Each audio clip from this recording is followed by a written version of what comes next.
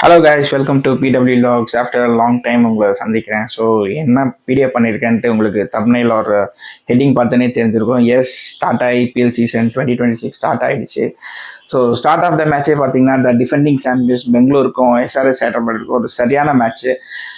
எதிர்பார்த்தது தான் எப்படியும், ஏன்னா ஃபேவரட்ஸ் வந்து டிஃபெண்டிங் சாம்பியன்ஸே இருப்பாங்கன்னு சொல்லிட்டு. ஸோ ஒன்லி பிளிங்க் என்ன இருந்ததுன்னா ஏசலோட் இல்லை. ஸோ எப்படி சமாளிக்க போகிறாங்கன்றது தான்.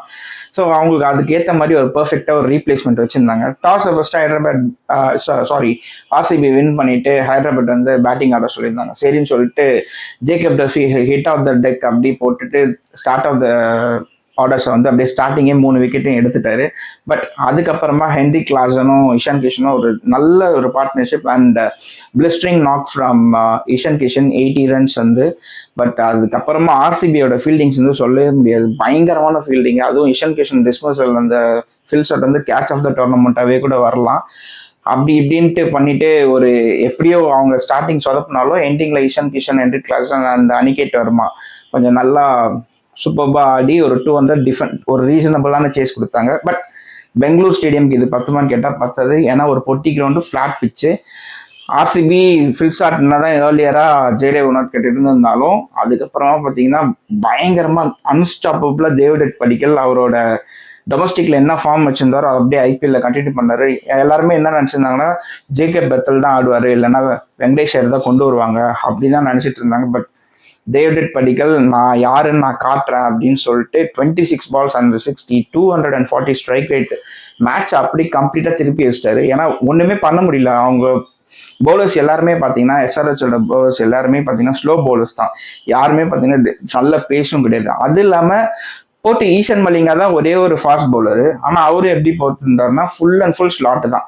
வெளியில ஆக்சுவலாக ஒரு நல்ல பிளேயர் ஜீஷன் அன்சாரி, ஆக்சுவலாக ஒரு நல்ல லெக்கி, அவரை வச்சிருந்தா கூட எதை பண்ணிக்கலாம். அதை விட்டுட்டு இவங்க அஷ்டு போய் ட்ரை பண்ணுறேன் காம்பினேஷன்ஸ் ரொம்ப தப்பு. அதுவும் பேட் கமெண்ட்ஸும் இல்லை, கேப்டன் பிளண்டர்ஸும் நிறைய. ஏன்னா இஷன் கிஷனுக்கு வந்து என்ன பண்ணுறதுன்னே தெரியாமல் ஒரு மாதிரி இருந்தார். அது இல்லாமல் கீப்பிங்கும் பயங்கரமாக சொதப்புனாரு.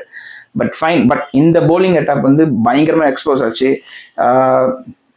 பெங்களூர்லயே எப்படின்னா எஸ்ஆர்ஹெச்லும் same kind of similar pitch தான். ரன்ஸ் ரொம்ப ப்ளீட் ஆவாங்க.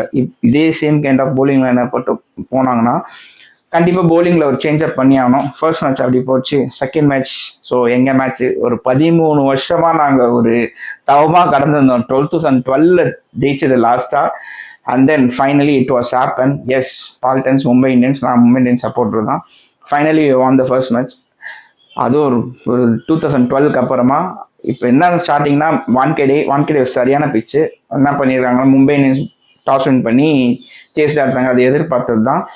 பட் கல்கட்டாவில் வந்துட்டு ஆல்ரெடி என்னன்னா டிம் சைஃபர்ட் அண்ட் ஃபின்னாலன் தான் ஓப்பன் பண்ணுவாங்கன்னு நினச்சாங்க. But they sacrifice dim Seifert. ஏன்னா ஒரு பவுலர் வேணும், முசரபானி.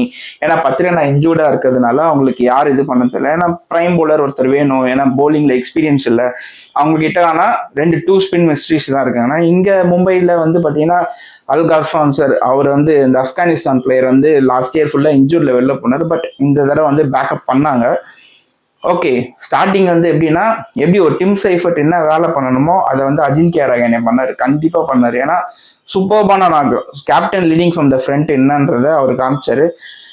சப்போர்ட்டிங்காக ஃபின்னாலன் வந்து ஒரு நல்ல இது கொடுத்தாலும் ஹியர் த விக்கெட் டேக்கர் யார் மும்பை இந்தியன்ஸுன்னு பார்த்தீங்கன்னா எப்பயுமே ட்ரெண்ட் போல்ட் வந்து ஃபுட்பால் ஸ்கோர் மாதிரி ஸ்டார்ட் பண்ணுவார். பட் ஆனால் இன்னைக்கு என்ன ஆச்சுன்னா அப்படியே ட்ரெண்ட் போல்ட்டையும் அடிச்சிட்டாங்க. அந்த மிஸ்ட்ரி ஸ்பின்னர்னு சொல்லிட்டு ஃபிங்கர் ஸ்பின்னர்ஸ் வந்து ஆக்சுவலாக வான்கேடே ஒர்க் அவுட்டே ஆகாது. பட் ஃபிங்கர் ஸ்பின்னர்ஸ் தான் ஒர்க் ஆகும். இந்த மாதிரி மிஸ்டர் ஸ்பின்னர்ஸ்ல லெக்கி இவங்கெல்லாம் போட்டுனா செம்மடி அடிச்சிருவாங்க. பட் அன்ஃபார்ச்சுனேட்லி அவங்க ஸ்டாண்ட்னருக்கு வந்து ரெஸ்ட் பண்ணி வச்சிருக்காங்க. யாரெல்லாம் எந்த காம்பினேஷன் ஒர்க் அவுட் ஆகுதுன்னு ஸ்டார்டிங் இந்த மாதிரி சான்ஸ் தான். நிறையவே ரன்ஸ் லீக் பண்ணார் ஆப்கானிஸ்தான் பவுலரு. நிறையவே ரன்ஸ் லீக் பண்ணிட்டு பவர் பிளேல பார்த்தீங்கன்னா ஒரு 90 ரன்ஸ், 101 for 1.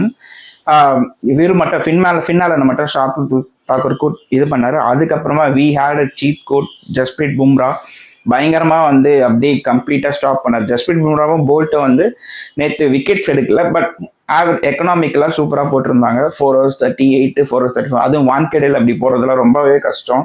நல்லாவே ஒரு புல் பேக்கு. நான் என்ன நினச்சேன், இவங்க அஜின்கியா ரஹானே அடிக்கிற ஸ்டார்ட் பார்த்துட்டு ஒரு 270 ஒரு 260 அப்படி போயிடும் அப்படின்னு தான் நினச்சேன்.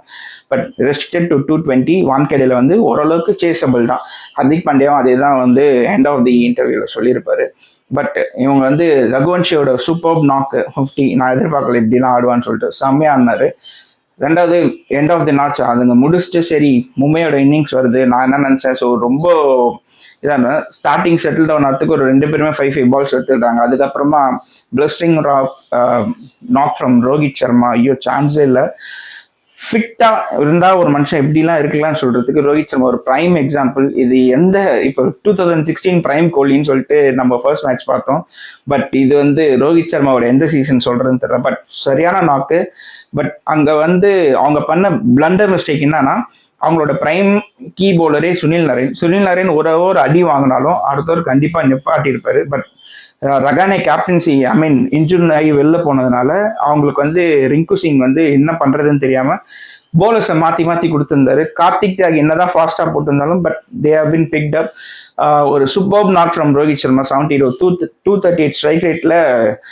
அனுகுல் ராய் சரியான பவுலர். எனக்கு தெரிஞ்சு கேகேஆர் பண்ண பெரிய மிஸ்டேக் என்னன்னா ஃபிங்கர் ஸ்பின்னர் இங்க நல்லா ஒர்க் அவுட் ஆகும். அனுகுல் ராய் ஒரு ஓவர் தான் போட்டிருப்பான், 4 ரன் தான் கொடுத்துருப்பான். நல்ல ஆவரேஜா சூப்பர்பா கண்டெயின் பண்ணுவான். மற்றவங்க எல்லாருமே லீக் பண்ணியிருந்தாலும் அவன் நல்லா பண்ணியிருப்பான்.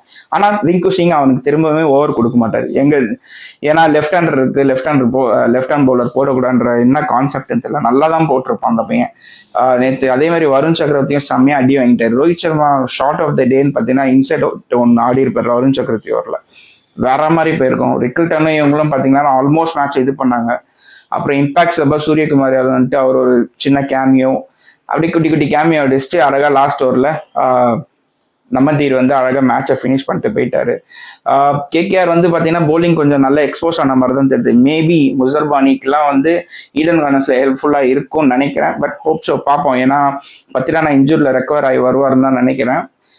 ஹோப்ஃபுல்லி இதுக்கு மேலே பார்த்தீங்கன்னா நம்ம சேனலில் வந்து ரெகுலராக வீடியோஸ் வந்துகிட்டே தான் இருக்கும் ஐபிஎலுக்கு.